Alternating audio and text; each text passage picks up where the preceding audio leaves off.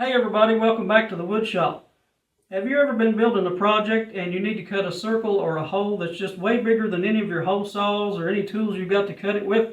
If that's the case, stay tuned to this video because I'm going to show you a quick and simple router jig you can make to cut circles so you don't have to go out and buy anything or spend the whole day in the shop building a jig that just does way too much that you don't need right now. This will only take a few minutes. You can go get your circle cut and get back to work on your project.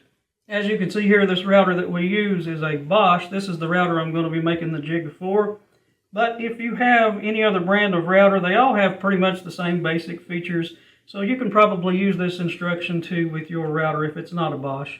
No matter what brand of router you're using, you will want to use the router's plunge base. That is important.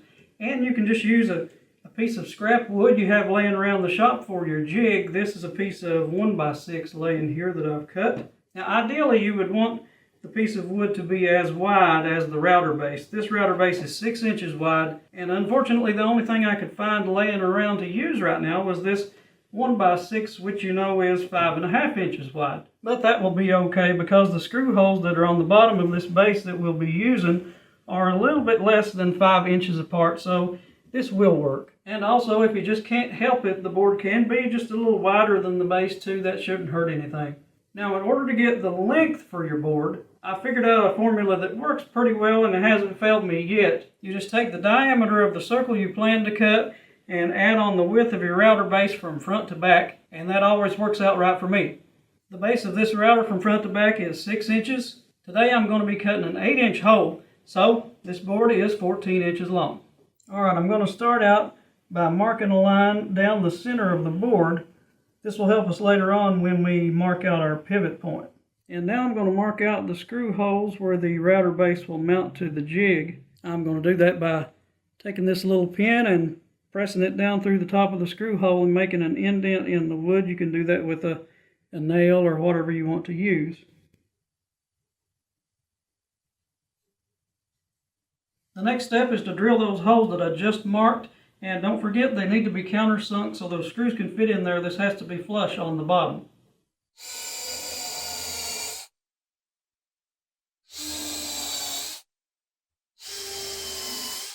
Next, you'll need to put a 3/4 inch or 1 inch straight cut bit in your router.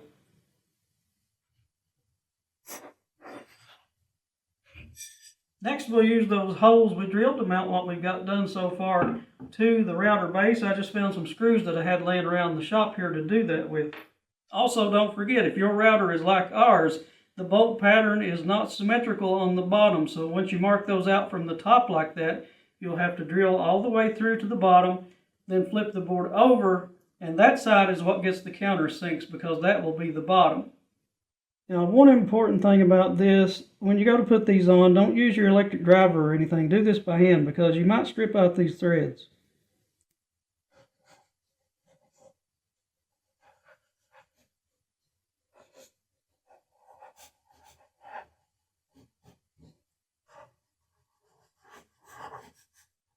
Alright, go ahead and put your router back in the router base with the jig attached. And this is where we're going to use that bit that we put in there a while ago. We're going to use it to bore out the center hole in this jig.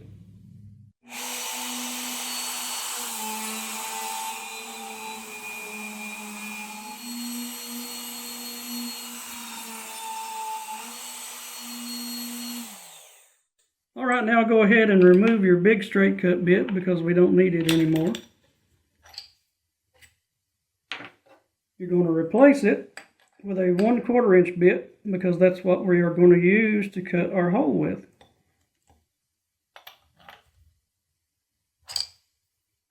And now it's time to mark out our pivot point. This will be the point where the jig actually attaches to the piece of wood we're cutting a hole in. So what you'll want to do is push down your base so that your 1/4 inch bit just barely sticks up a little bit past the bottom.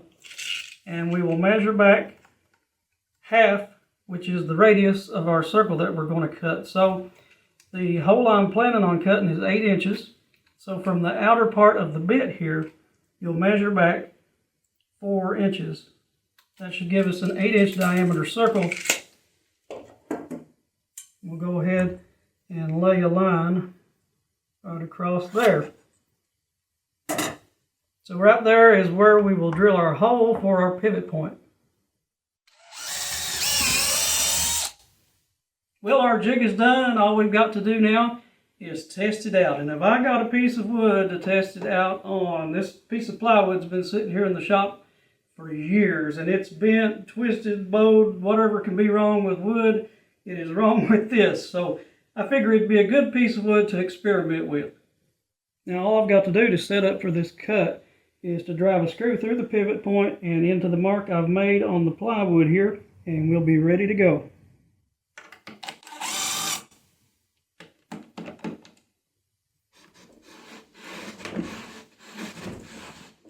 And that screw don't have to be tight, just tight enough to hold it together. If you tighten it all the way down, back it off just a little bit and you'll have it just right.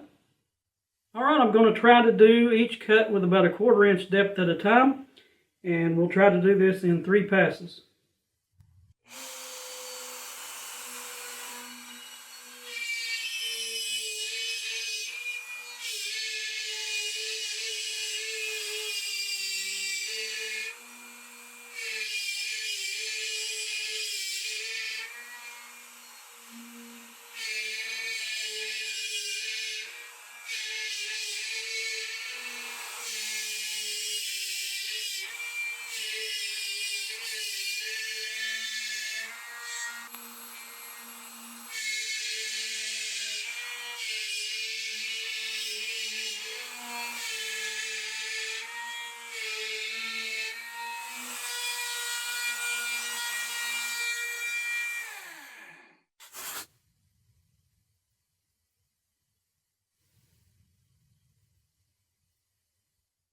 Well, there you have it.